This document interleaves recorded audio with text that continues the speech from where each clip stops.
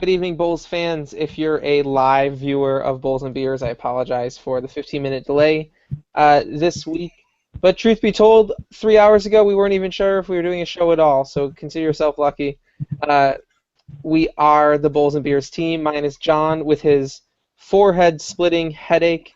Please don't interpret my air quotes as It's because he skepticism. watched the game again. It's because he watched the game again. I did not watch the game again. I instead watched men's soccer, which I have a post started in the queue that says, if you want a winning team, start watching men's soccer, you dopes. I might maintain that title. I might Best not. title ever. It's a working title. It's a working title, you dopes. No, it's the title. Watch men's soccer. They're awesome. They play VMI on Friday, and VMI lost to Howard, so we're going to beat the crap out of them. You get a whole post for Olympic stuff. Give me that's it. 15 more seconds, then the show is All yours. right, 15 more seconds. Apologies for the tech delays. As Tim says, it's like the 80s all over again, and we're losing to in-state rivals from crappy schools, so it is like the 80s all over again. This is Bulls and Beers. Tim, the floor is yours. All right, so a thought occurred to me. I had this whole thing written out how I was going to do this, and then I remember the movie 28 Days Later, and the original title of this podcast was supposed to be 5 Days Later. It's like you wake up, and if you haven't seen the movie, because some of you guys are young, basically a guy goes into a coma, and then 4 weeks later wakes up after the zombie apocalypse happens in London. If you do watch it, watch the English version, not the Western version. Much better ending. Anyways, so he has to go around and find people to catch him up on what the hell happened. Where is everyone? What happened? So that's what we're here to do for you guys. Because it's 5 days after, is pretty much the football apocalypse is what it felt like at the time. I don't know whether it was a team taking Albany lightly or just bad personnel decisions or planetary alignment, but the Bulls lost their first game to an FCS opponent since 2003. Which, trivia, also happened to be a New York State FCS school. So that one tasted pretty bad too. We're not going to sugarcoat this for you tonight. We're not going to try to turn this into here's what's awesome about this. But so some honest, level-headed discussion. We'll probably bring some positives and some negatives to the surface. So we're not going to talk too much about Nevada because we have this nice bye week coming. It's going to be very loose format flowing because honestly, like Matt said, we weren't even sure up until this morning if we were going to do one, who had the energy to do one. But when you want to drink with company. So here we are.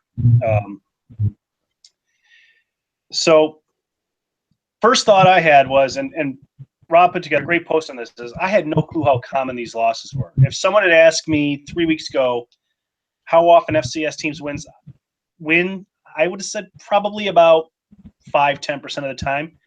It turns out it's closer to 20, which if you think about it, that's a lot. I mean, that can't be much better than the Sun Belt's win percentage against the SEC, right? So you think about those upsets. And this weekend alone, we had Eastern Washington beat Washington. Richmond beat Virginia. I'm sorry, Eastern Washington beat Washington State. Thank you. Richmond beat Virginia. And, of course, Buffalo lost to Albany. There was a couple more really close games. Nevada, was it Cal Poly Nevada nearly lost to? Yep. Yes. Yeah, so, Nevada had their own headaches. So it's not the end of the world. It feels bad, and it looks bad to lose to a school, a school that's not as good a football team. And I'm not going to take anything away from Albany. They were a better team than us on Saturday. They are not a better football team. I think they might have been a better coach football team, and they might continue to be a better coach football team, but that's something which we'll see as the day goes out. Talent-wise, UB had more on the field. So, as Matt said, we're missing we have Kevin, we have Rob, we're missing John. So let's just jump right in this. Before we talk too much about the Albany game itself, I kind of want you guys to level set your expectations for the season. We talked about this before anything last week. Said, here's what we're expecting. I was thinking, 5 or 6 wins. Now I'm thinking 3 or 4 wins, maybe. In addition to UB losing, Ball State looked pretty good, and that's one I had as a win. What do you think, Kevin? What do you think for the season now? Honestly, this season, I'm just worried about wins. I think it's all about the development of Tyree, and I think if we win a few games here or there, it's going to be great. But it's more important that that we're going to be getting our quarterback of the future down. So I think it's just a development year now. I don't know if we can say wins or losses. I don't think we're going to a bowl game. So now it's all about development of our team and looking towards the future and the years after when Tyree can just take off. That's a good point. You don't often think of rebuilding years in college sports because college sports you're constantly losing a quarter of your roster every year. But now we're at the point where we lost an FCS game. We did lose so much talent. Maybe this is kind of a rebuilding year. Matt, what do you think for this season? Last week I said I expect 5 wins and I'd be unhappy with it, and I think 6 wins is the second most likely. I think I'm now thinking 4 wins, and I'm worried that's a stretch. And I think I would still be unhappy with 5 wins, but I at least appreciate it because it would be a bounce back in a world where we beat Albany. A 5-win season from here on out would have been my pleasantly happy 6-win season. I do try to remember that we don't have that many seasons with even 5 wins in our FBS era. But I'm feeling 4 right now, and I'm honestly not even sure where those 4 come from. I think the game that you mentioned, Ball State. The game that concerns me is that Army beat Temple. Yeah, and handily. And handily. And I don't know what Temple lost from last year's defense. I don't know anything. But Army beat Temple. And so I'm thinking 5, and I feel like I'm thinking 4, and I feel like I'm stretching to get there. All right, Rob, you chime in last here. Bring us home with something happy. If we can unmute him, hold on. I tried to take God power, and I may have. Okay, Robbie, just write down notes and just put them up, and we'll. I may have done something I can't control, you guys. Oh no. I muted I don't you. know. Can you hear me now? Yeah. Yes. I don't understand why I can mute but not unmute, and then Kevin was able to do it. That's an awful Did power. It's like the 2 keys in nuclear submarine. All right, Robbie. Okay. So what do you got? What do you got for season expectations now? I think they're going to stay the same. I can see 4 wins through 6 wins. But to get to the 6 wins, we still got to go 2-2 in non-conference. And I think Nevada and Army are still winnable, but a lot has to improve from that Albany game. It's all going to depend on the offensive line, in my opinion. Well, yes and no. I think, from what I saw with Tyree Jackson in there, I'm less concerned about the offensive line being pristine with him than if it was Rohak, because he really did move well, and he seemed to have good sense for it. And we'll get more into the quarterback situation later. Hopefully we don't have to be concerned about 2 quarterbacks anymore. Just nothing against Grant. I'm happy he transferred here from ISU and gave it his best. But if this is truly, as Kevin said, a rebuilding year, then this is probably a season that we need our quarterback of the future, and that's not a 5th-year transfer. So we've heard what? I had, I think, 4 wins. I think Matt had 4 wins. Kevin had I don't care, just develop the players. And Robbie, I think, had 3 or 4 wins. He had 4 through 6, but that's kind of cheating. That's a huge swap of percentage-wise. If we fall short of 6 wins, if we get 4 wins, I hate to do this because this is their job, but is Lance Leipold's seat start getting a little warm? Is it already warm? What's your threshold for it might be time to make a change? And this is open air. Anyone just jump in and take it. I want to hear your best thought. It's a really hard question for me. See, who's doing that echo? I muted Robbie, and it wasn't him. Kevin. Oh, Kevin, you have the power to mute yourself. Great. I just muted him, so. Oh, okay. I think that's a really tough question because it is only year 2. And we should appreciate a stat that Robbie threw out last week that there are 42 players in the program that were not in the program before July. That's significant to me. That said, even if FCS teams win 20% of their games, I really, really hate the concept of a loss to Albany. It's the one thing Jeff Quinn never did. And something that Jeff Quinn never did.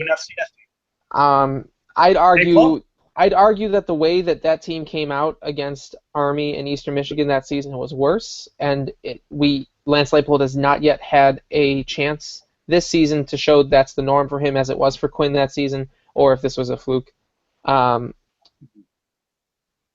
But we've already had a coach who's had trouble, getting the team up, flat in a season where he should have been better, and that's what happened in one game. We'll see what happens the rest of the season. Well, the sad thing is this Albany loss ties. If you look at the calendar, this Albany loss ties back to the UMass loss, which cost us a bowl last year. Mm-hmm. So we lost to a really pathetic UMass team to end last year. Yep. And to an Albany team, which I hope is good this year. I really hope that Albany runs the table in the CAA, and we could say, well, at least kind of like when Temple lost to Villanova back in, I think it was 2008, and Villanova went on to win the CAA or whatever they're in, and hopefully they're a good team. But either way, lost to UMass, lost to Albany the last two games that Lance Leipold's had out there. Yeah. And I think we can both agree both of those losses, a lot of it was coaching. Oh, absolutely. I agree with that. I think it's tough. It's tough for me to call for a move in less than 3 years, just because if you set a standard for that, you're never going to have success. That's actually built on a foundation. You'll have success that's built on a change, and you'll become dependent on that change to spur success. And I don't like that idea. See, my only concern is we're in this habit as an athletic department, and I understand the reason for it, of always keeping coaches on a 5-year leash. Mm-hmm. If Leipold is kept after the season, his contract will be renewed. Doesn't matter what the record is.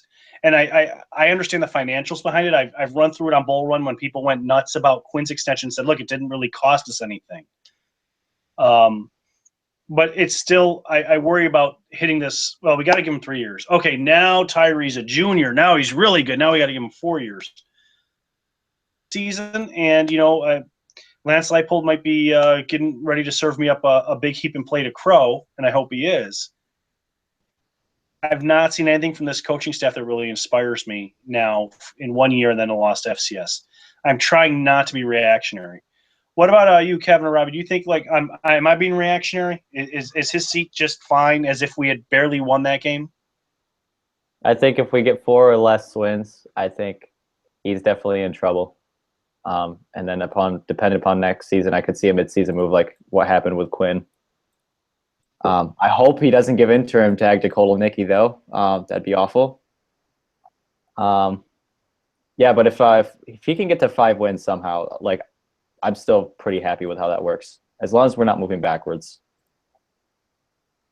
Just laterally at 5 wins for the past 3 years. Yeah.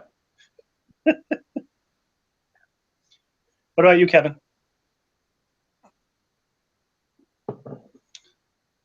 Kevin's muted. We're still dealing with that. I don't know why I don't have mute and unmute powers. Robbie, did you mute Kevin? I muted him and it stopped all the feedback, so. Yeah, but now we need to unmute him so he can talk. If he's on the screen, it's the top left. It's a microphone. Top left in the middle. Own mic. If someone else mutes him, I cannot unmute him. He does not have the power. And poor Kevin doesn't have it work. He has the power to unmute him. No, I do not. I'm looking at it. No, Kevin does.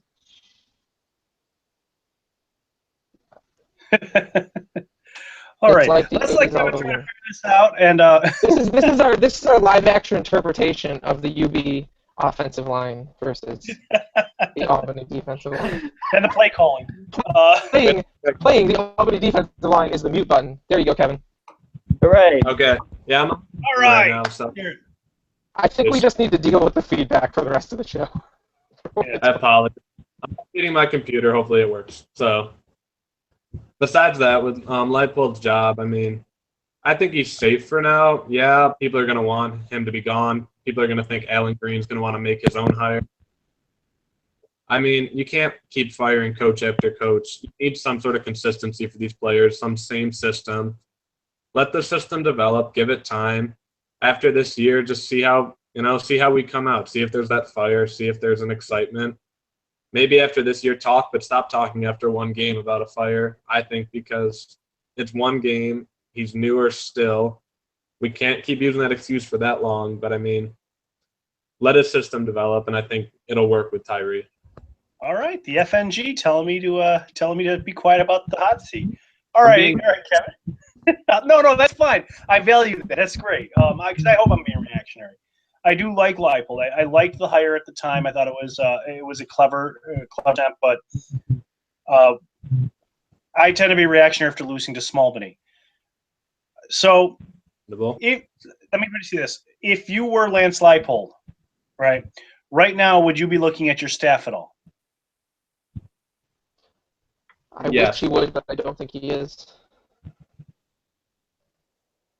You don't think he is? I don't think he is. I think if he, they're all guys that been with him for a long time. I want to talk about if he wasn't looking at it at the end of last season, he's not. He doesn't care about it right now. Okay. Because remember, after season 1, Jeff Quinn threw Greg Forrest under the bus. Mm-hmm. I mean, literally. I mean, Quinn was the offensive genius, and after 1 year, he fired Forrest, who then ended up at Buff State for a while. Might have been at Buff State when they beat Leipold. Later. Interesting circle of life moment there. Yeah, I mean, it is infuriating to me how little Jordan Johnson has been used over the last 13 games of UB football. Was it Robbie who was rewatching the game and said, I can't believe how much Jordan Johnson was getting in the first half? If we had Jordan Johnson plus Tyree Jackson in the first half, we probably would have been leading 14-7. That's more, because their 7 points came off a short field. But beyond that, I don't often give ESPN announcers on ESPN3 a lot of credit, but they were screaming the whole first half, why aren't you running? You're running the ball for 4 yards a carry. Your offense is struggling. Why aren't you just plugging away and running the ball? And that would have maybe taken some of the pressure off of Roach and probably could have led to maybe him surviving the game or at least the half. By the end of the game, Jordan was running 5 yards per carry. Yeah. And Tyree had 6. But we're not running. We're not going to run the ball. That's fine. Well, it's nice for a change to have a read option with an option. And I've been watching for many years. I mean, people used to talk about what a great runner Zordich was, and Zordich was serviceable as a runner. He wasn't exciting, but he was definitely faster than Licata. But it's been a long time. I think back to Zach Maynard the last time we had a guy who could run the read option and be a legitimate threat to take the ball 20, 30 yards every time he got around the corner. On top of the Zach Maynard comparison, he didn't lateral the ball into a pit defender's chest 3 times this game. That's true. He didn't, throw for 500 yards, but also commit 4 turnovers. I mean, are you guys as jazzed? I mean, other than the fumble we had a great post on was kind of excusable. I think it was what we said in the back offices, it was a Nate Davis moment, but it was without being in your 5th year trying to be an NFL drafted quarterback. We're not allowed to make fun of Nate Davis. He has a learning disability. I don't even think Robbie know. You guys wouldn't even know that reference. Well, okay. Well, let's bring it up for the youngins. Do you guys know that reference at all? Nope. You got Robbie me. and Kevin. Okay, 2008. Do you remember that at all? I was 11. I was 11. Okay, so we'll catch you up. Ball State. That's a blur, man. Ball State was undefeated. They were basically, everyone was comparing them to Boise. They were undefeated. They had this great offense. Their quarterback was this guy named Nate Davis. It was a good story. I mean, Nate Davis had was it dyslexia, Matt? Dyslexia, but severe dyslexia. Yeah, he had severe dyslexia, but he was still he was holding grades. He was going to get through school, and then on top of it, the day before the MAC championship, he said, "Oh, I got the flu. I wasn't feeling well." So you guys got to go to YouTube and find this. He was running around the corner trying to tie the game or keep Ball State in the lead. I think it might have been keep him in the lead. I think it would have extended the lead, yeah. And he tried to dive up over the pylon, and was it Winters that knocked the ball out? Winters made the hit, yeah. Ball out, and who scooped it up? I want to say Kendrick Hawkins, because he had 2 returns. He had 2 fumble returns for touchdowns that day. So he knocked it out, and then Kendrick Hawkins picked the ball up and ran it all the way back down the length of the field to give Buffalo the lead.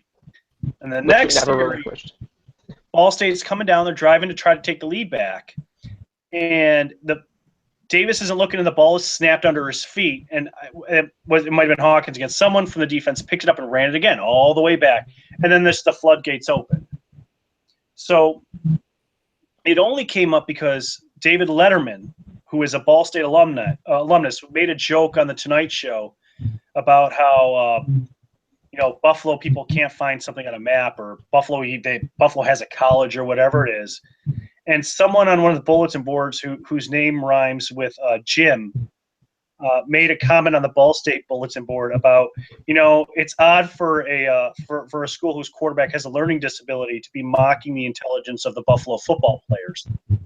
And credit where credit's due. I did get yelled at pretty bad, but they understood the humor of the joke, and they didn't ban me and tar and feather me as much as many people would have had I made that joke today. I mean, we dealt with that in a lot of other places, though, too, Tim. We couldn't talk about the game, talk about Nate Davis playing poorly without he had flu-like symptoms and he has a learning disability. Like you couldn't talk about how he played poorly. Like, yeah, and the Ball State story was, we just had a really bad game. Buffalo's an awful team.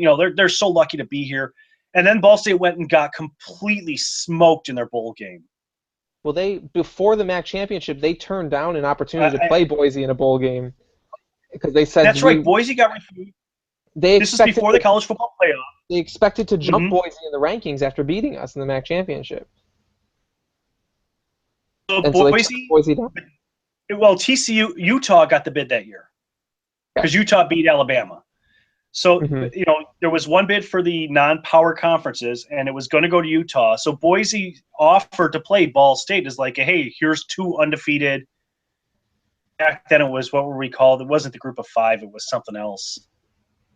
The non-auto bid conferences or whatever. And Ball State refused because they were going to beat us and jump Boise in the rankings. And then they lost. Nate Davis didn't get drafted. Ended up doing, a year, like a summer with the 49ers. Yeah. And Drew Willies actually had a more productive professional football career than Nate Davis, as far as I know. Yeah. So that's this historical look back for the youngins to a time when we thought UB was going home, baby, through the roof. Hey, James Starks doesn't tear his labrum 10 days before the 2009 season. Life could be very, very different. Yep. Yeah, that would have been a different year. Very far off topic.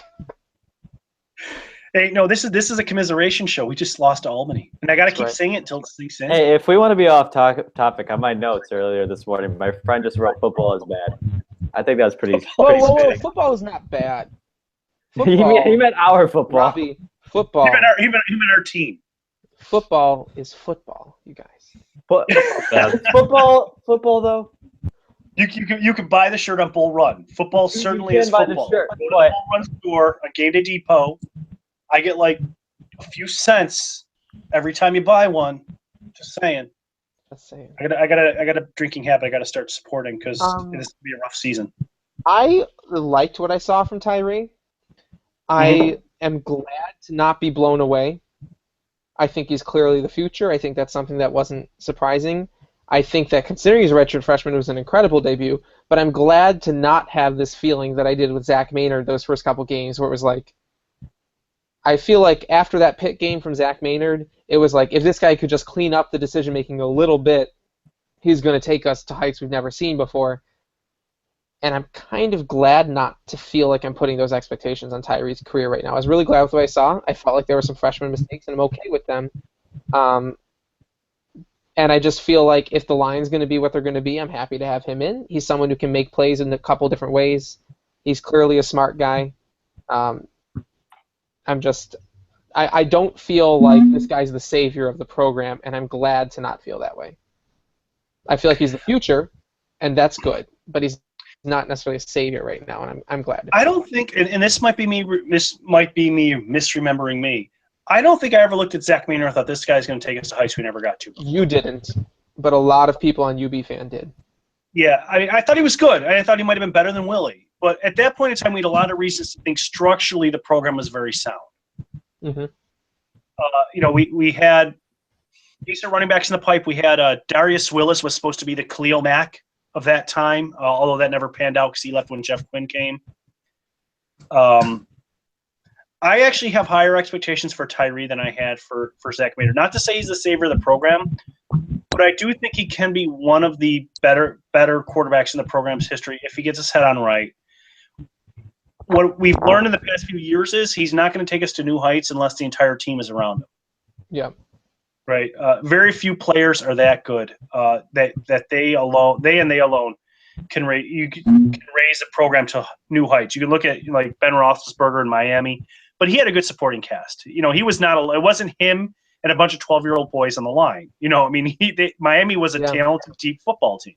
The everlasting quote from we need to get the younger guys back in on this, but the everlasting quote from that era was after Ben Roethlisberger beat UB something like 59-3, and Miami's coach said, "We strive for perfection and we settle for greatness," and that was like his post-game quote after Ben Roethlisberger he gave Buffalo 3 points.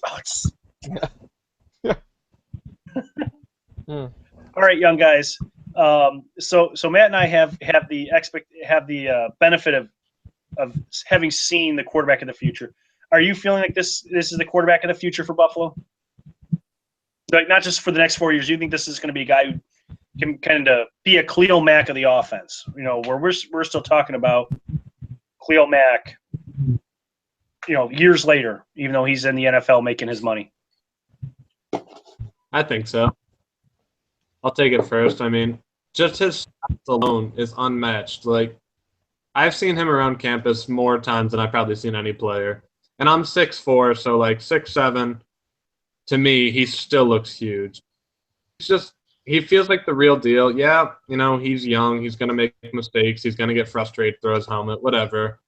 But, I mean, I had a perfect view of him going for that fumble on the fumble at the end. I was right there. He wanted to be a hero. It was a mistake. But in the end, his mechanics are great. He can escape our troubled line. I mean, his scrambling was 100 times better than Grant's was. So I think he's the future and he's the real deal. The way he ran was unmatched on this team. I think that was the most shocking part of Grant's performance was he seemed to have no awareness of like field awareness. Yeah. Go on. Yeah, on that fourth down when he came in, when Tyree's helmet came out, we ended up getting an offsides penalty, so it was moot. But if we had won, that Albany defensive lineman would have been our MVP. Oh, yeah. Seriously, if we had won the game, then the game ball should have went across the Albany locker room. Whoever jumped off sides gave Tyree a chance to come in, and that pass interference call was a smart penalty by Albany. Mm-hmm. We had the touchdown. I was at it. Robbie, what do you think? You've been quiet for a bit because we've been talking over you, but you can talk now. Oh, I can? Awesome. No, Tyree's gonna be good. I'm really looking forward to seeing him play more. There's definitely some things he can work on, but he looked much more poised than Grant.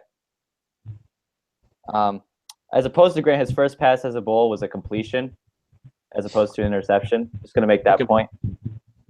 And then, he's gonna make the rookie mistakes, like the fumble, and he does rely on his arm a little too much. His footwork's a little off, but I'm gonna give Grant the benefit of the doubt, though, is that I think the offensive line started playing much better once Tyree was out, and they were a little less shaky. Also, what else do I got on him? Just another mistake Tyree made was there was a couple of times where we were doing a little read option, and he decided to just take a keeper and try to truck through both lines. And there were multiple times where it was either Jordan Johnson or Jonathan Hawkins where they probably could have gone like a 10-yard, 15-yard run had he made the right decision. Now let's now that you brought up, let's talk Hawkins because he came up last week. I was very satisfied with how Hawkins looked as well running the ball. I mean, you guys have your concerns about our depth at running back been somewhat alleviated after that game? We can blame John if no one remembers, but somebody in the last game said they weren't impressed with what Hawkins did last year. That was me. Is that Matt? I think satisfied is a good word for where I am. Okay. I think he showed that he's a capable backup right now, and that's good because we need a capable backup. And I don't really have much more to say with that. I mean, it was better than I was expecting from him, and I am satisfied. Yeah, I'm still not super impressed with Hawkins yet, and it does give me a little concern considering Jordan graduates this year. But I mean, the Kodaloki effect there's- isn't going to use him to full. yeah, anyway. exactly. So we'll see in a year definitely, but hopefully we can get some more game time where we see him play, besides just returning footballs. It's the god of play calling chaos, Tim. The Kodaloki effect. I don't know what chaos you saw, man. I saw the same play called on first down every time. Chaos consistent. takes many different forms.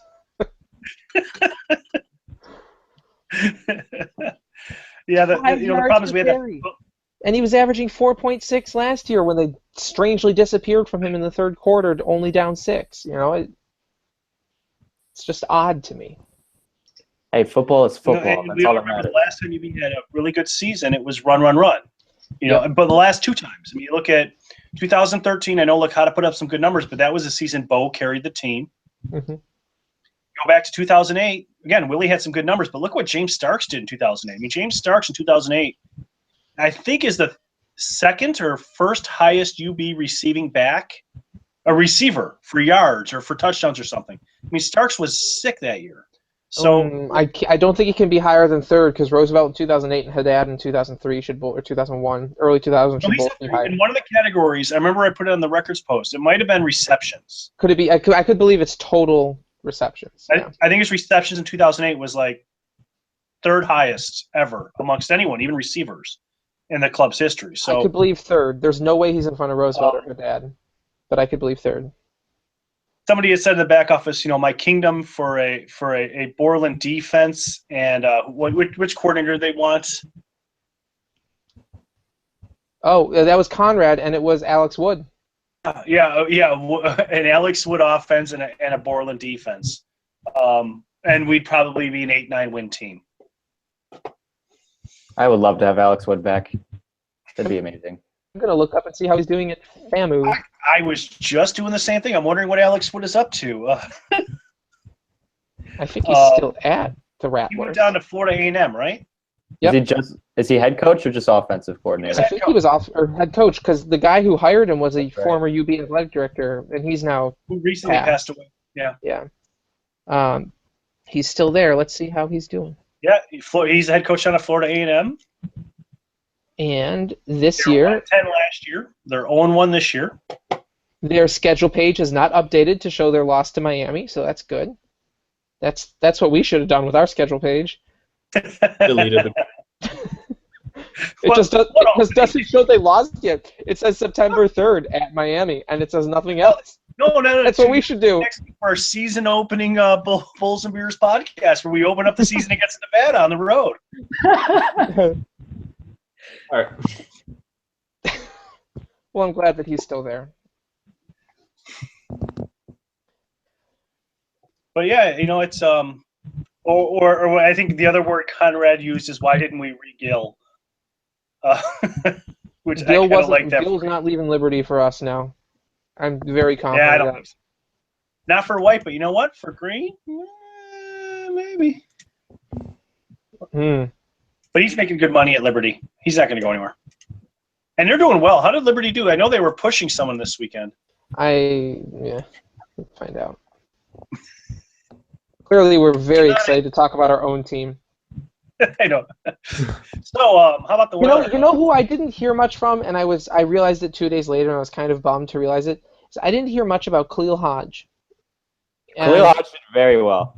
Did he? Because I did not hear his name very often, and maybe I was just. Let me look up his stats. But the first half when I was watching it, he was on point. Okay, that makes me feel better. A lot of people are ragging on our defense. I don't think our defense played that terribly. 6 total tackles. I don't think our defense can be blamed for that opening touchdown, and I'm willing. Or the second one. Field. That was the first one, was it not? I thought the first one was a 30-yard The field. second one was a run wide to the right, and we got blocked to the point where we just could not. But what I mean is that their first 2 drive starts were like inside the 30. I don't know which was at the 30 and which was at the 7, but I don't blame the defense. Yeah. Necessarily. I mean, the defense. One bad series. The defense played great for at least, even aside from those, for at least 6 possessions in a row, while Tyree eked out some field goals and then got that touchdown in the 2-minute drill. Yeah. You know, that was enough to get us back in the game, and then the third quarter happened again. Fourth quarter happened. So. Well, even after they scored, I mean, we were in that game till Tyree fumbled the ball. I mean, we were still in the game after that. I mean, that was the defense. Once again, we saw this last year in the games that we won and the games that were close. The defense put the team on the shoulders, and they carried the team while the offense sputtered.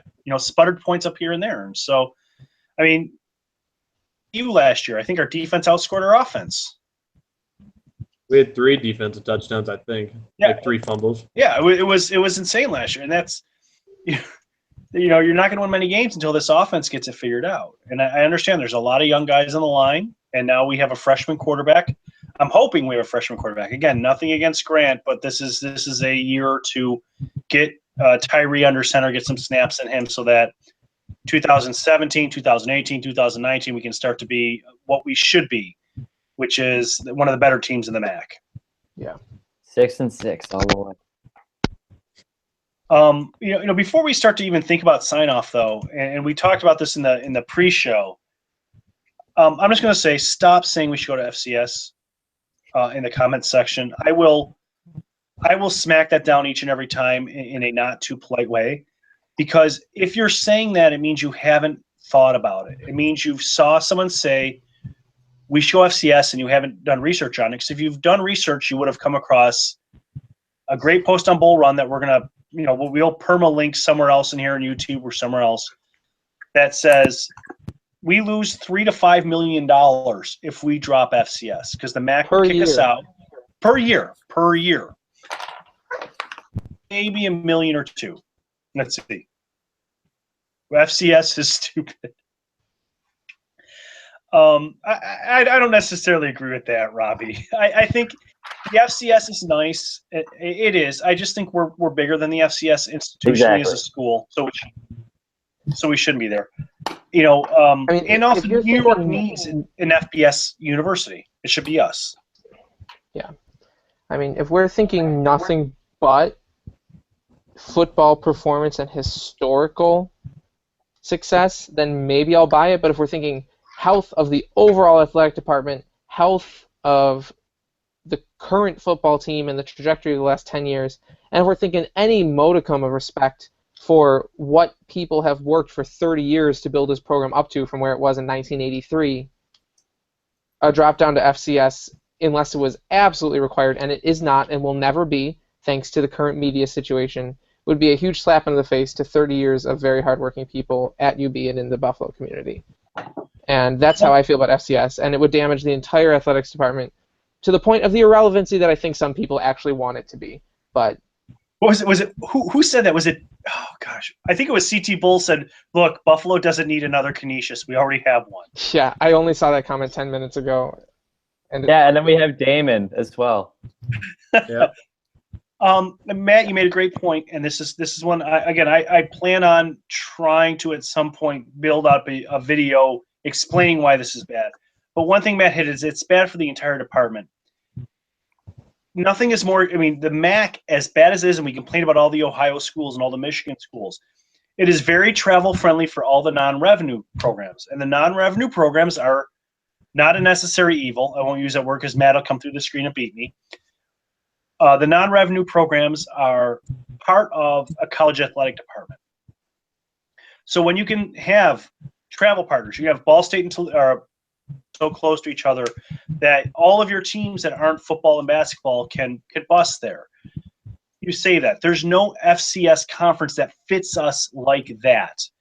The closest might be the A10, but that would involve a lot of travel to New York City, which is hugely expensive. If you want to send a team of 30 athletes to New York City or 20 athletes in there for 2 days, that would cost more than probably what we spend traveling to Ohio for all of our conference trips. So if you want to have an opinion that Buffalo should be FCS, that's fine. Have something to back it up other than you read Bucky Gleason said so. And that 3,400 people are festive. And by the way, and there were only 3,000, 4,000 people at the game. That number gets lower every time the Buffalo News bars it out. Can we understand that Bucky Gleason, probably the most successful thing he's done in his career, is build this narrative that UB every single game doubles the actual attendance to give what they say. That's not. It is No, it's nowhere more than that. close. It's more Well, than that. It gets smaller every time. So within this one thread that we're reacting to, it dropped 3 times. But the very first Yeah, comment it said dropped Bucky from Gleason they're said only 10,000, they're only 8,000, they're the only very first 5,000. comment said Bucky Gleason says there's only 8,500 people there, and I just want people to understand that Bucky Gleason has it out for UB trying to be successful. Jay Tokaz has it out for UB trying to have athletics, and Bucky Gleason has it out for UB trying to be successful in football. And Gleason wants it to be Richmond. It is a broken record now to the point of a word-for-word catchphrase if we say, UB reported 18,000 people, only half of which were actually there. That it is always half of the announced number. That is a catchphrase that he's made, and it is the most successful thing he's done in his career, except make everyone pissed off at him no matter what team they root for. And no doubt in my mind that UB inflates their numbers a bit. No doubt in my mind that everyone else in the MAC inflates their numbers a bit. The last 3 years, UB's been in the top 3 in the conference for attendance. Well, everyone in every conference does. I don't want to restrict this to the MAC. No, absolutely. We've all seen pictures of what UAB's attendance looked like in the Sun Belt. Mm-hmm. Right? It is what it is. Mhm. It just is what it is. But it's not like, let's not use the fact, like, if they're selling 15,000 tickets, then great, they're selling the tickets, and if people come, that's great. But don't say that only 8,000 people came, even if 15,000 bought it, and tout it up as an example of the financial instability of the program, because they're selling 15,000 tickets and they're getting the money from those. Also, Kevin and I were at that game. There was not only what was it, 9,000 people there? Yeah, that's wrong. There were more. We had from my eyes experience watching, I would guess between 13 and 15,000 butts in the seats. That's my eyes. Fair. I think that's fair. Somebody who rewatched the game said, "Wow, they never showed the student section," so I can understand why people thought there was no one there. Both student sections on the west side were full, and then we had to have people relocate to the north grandstand. Half of the north grandstand was full. Wow, that was half full. I never saw the north grandstand. That's huge. That's huge. The only time I've ever even seen people in the north grandstand was Baylor, and that was for only 1 quarter. Otherwise, I've never even. I guess Syracuse in 2003, but I technically didn't see that. And it would have been louder, but when these kids have to go over to the north grandstand, they're separated from the rest of the action of the other student sections. So they're just sitting there on, their butts, just doing nothing. And I just really want to. The students were loud the whole game. They were there the whole game. Robbie, I think what you guys are doing with True Blue, you're doing great this year.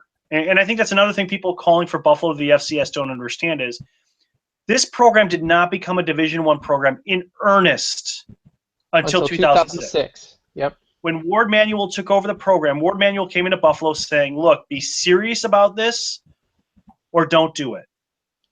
And Ward Manuel, first thing he did was he fired, was a Hoffer. Yep.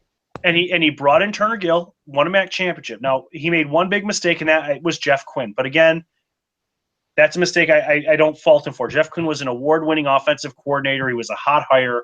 Yep. Sometimes things just don't go your way.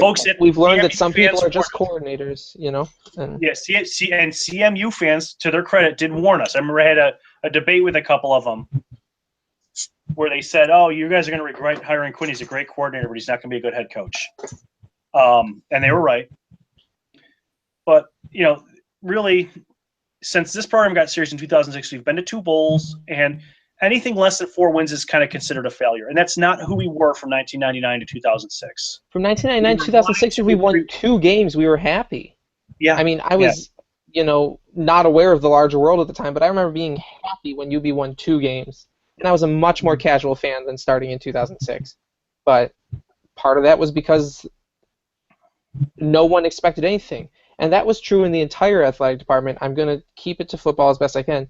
But when I went back and looked at the success, I went back and looked at the success of Danny White's hires, and I said, look at how our programs across the board were regularly 9th, 10th, 11th, 12th. In the years that Marshall was around, when 13th existed, we were 13th.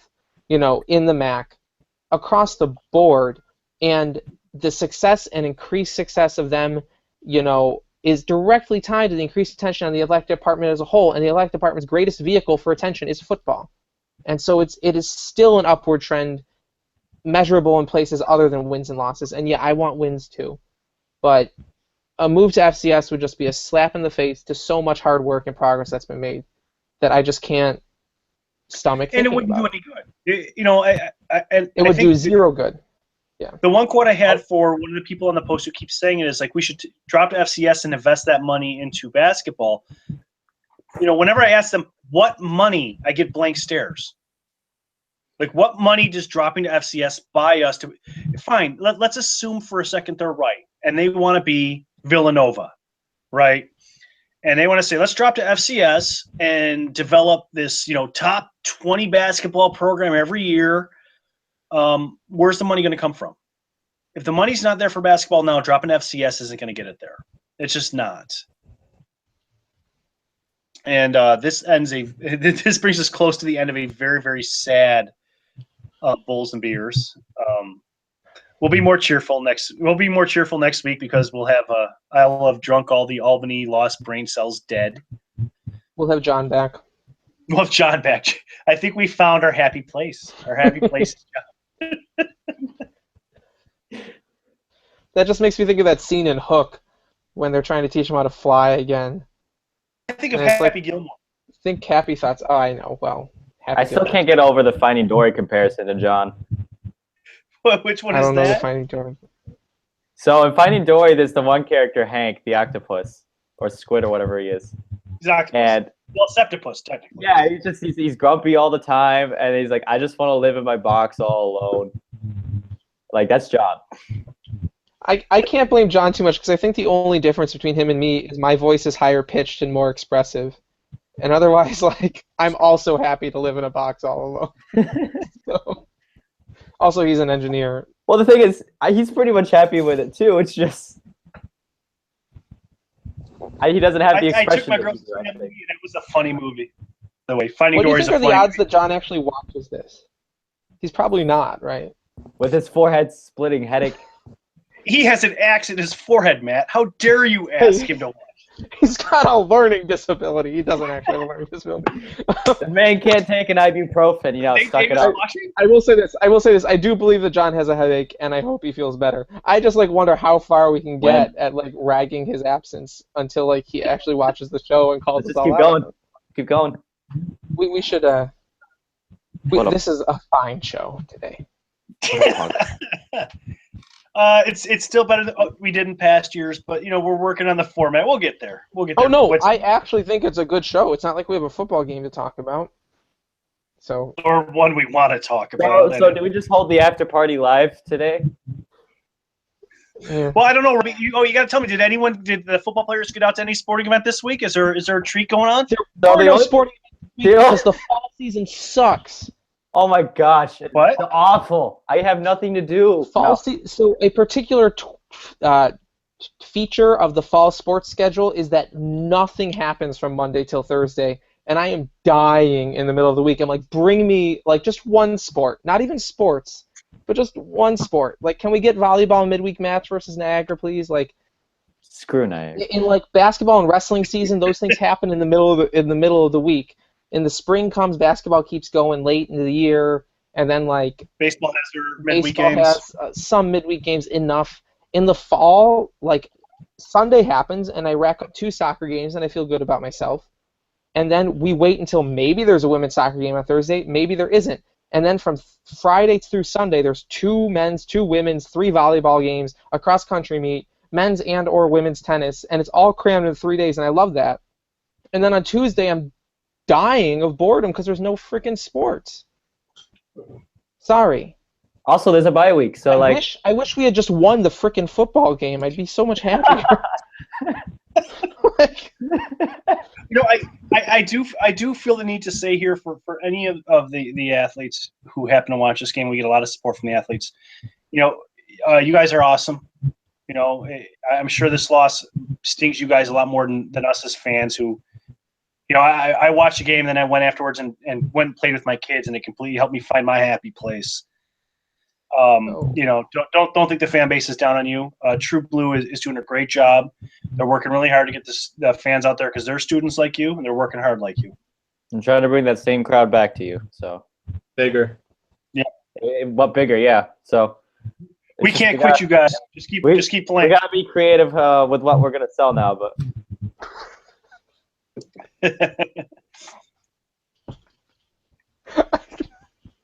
Gotta be creative.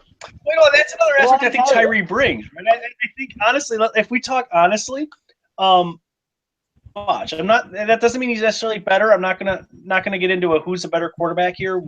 I think Tyree wins the job based on we need to develop him.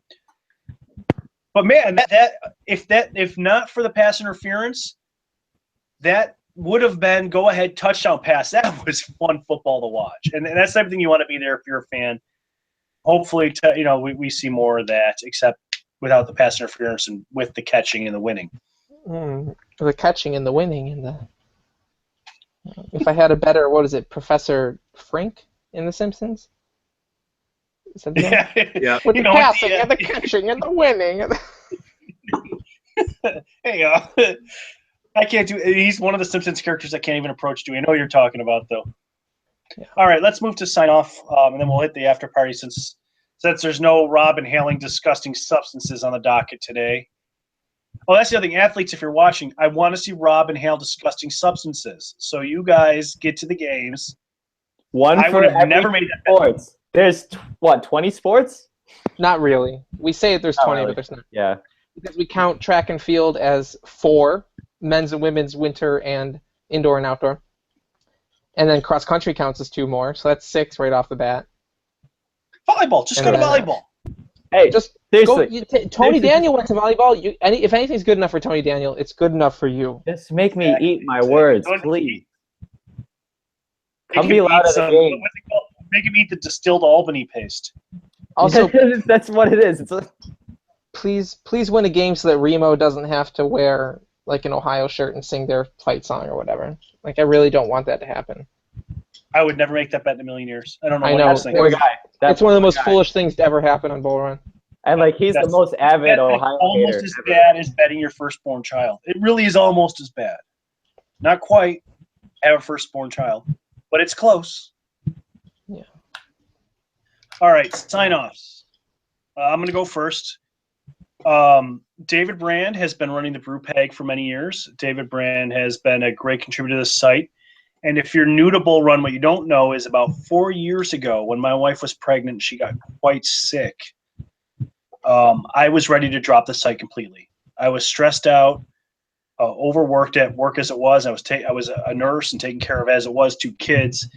And David Brand and Conrad both came along and kind of carried the site for months while I nursed my wife. And it was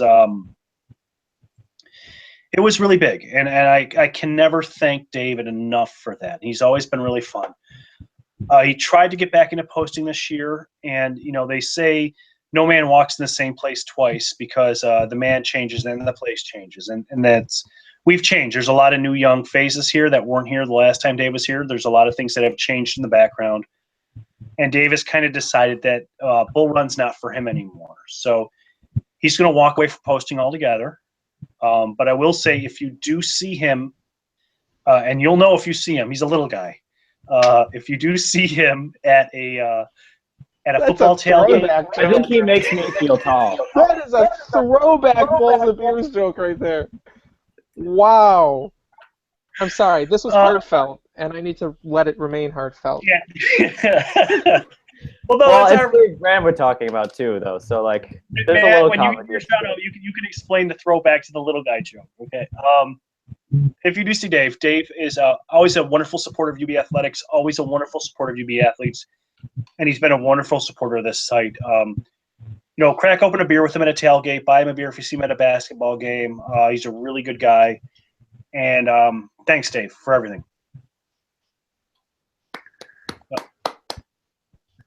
Go ahead, Rob. My turn? Okay. Mine's a sarcastic shout out. I gotta My shout out is to UB Athletics and their wonderful scheduling skills. So on November 11th this year, we have a very, very big dilemma. So men's basketball is playing against Niagara that night at 8 p.m. Niagara. Who?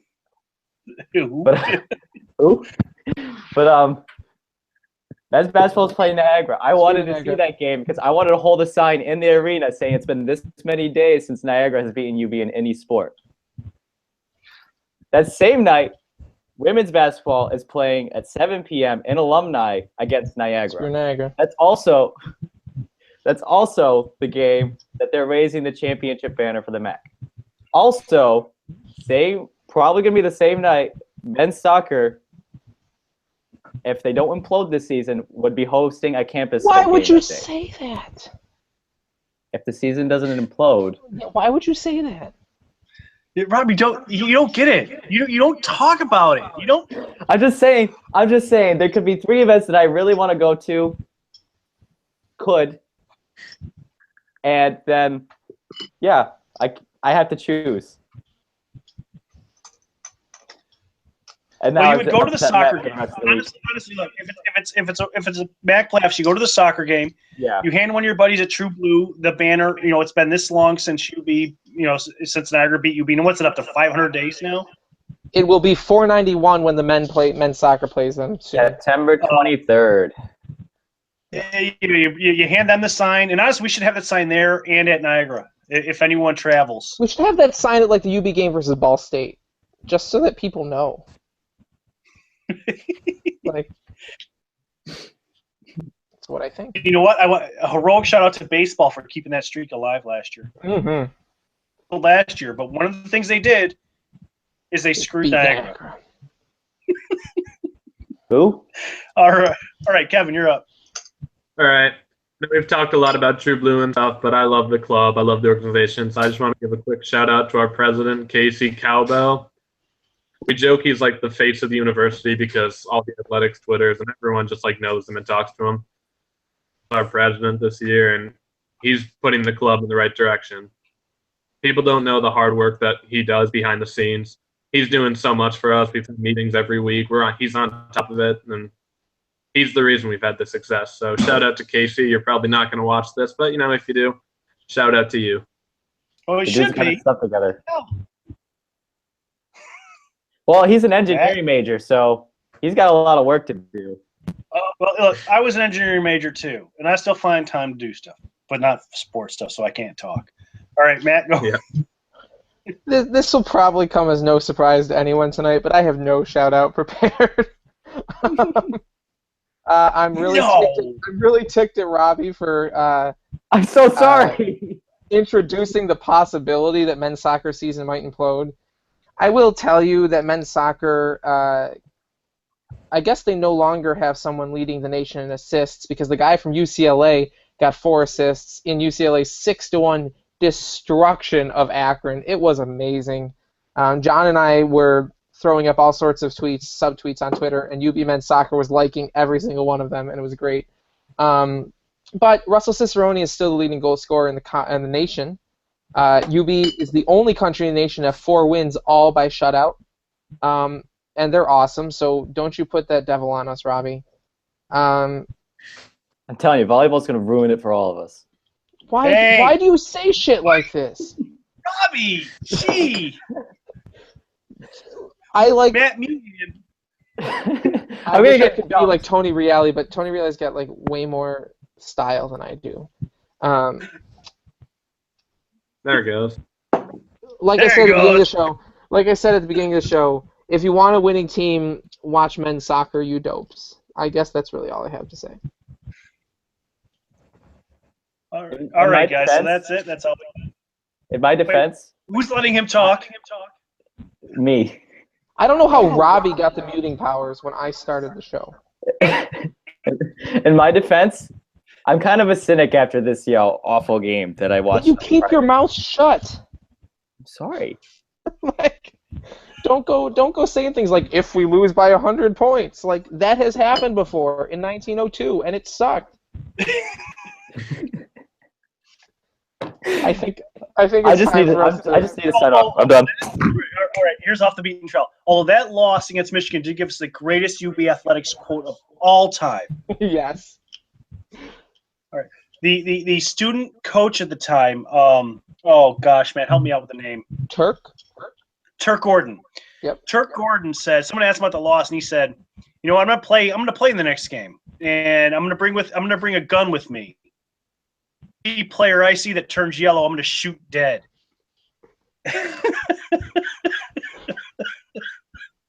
And UB did win the next game handily.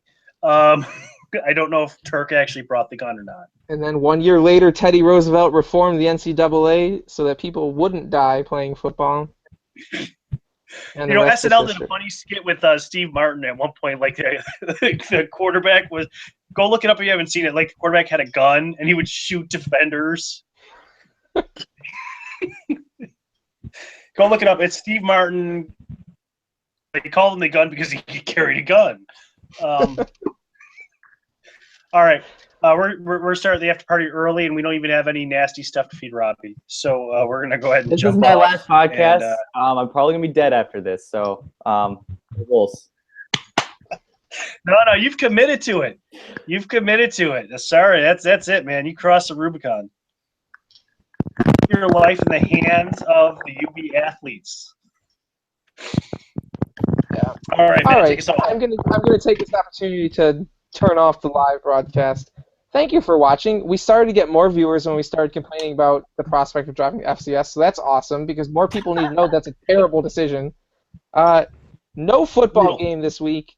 Kind of sucks because I love football. Kind of okay because we need to get better.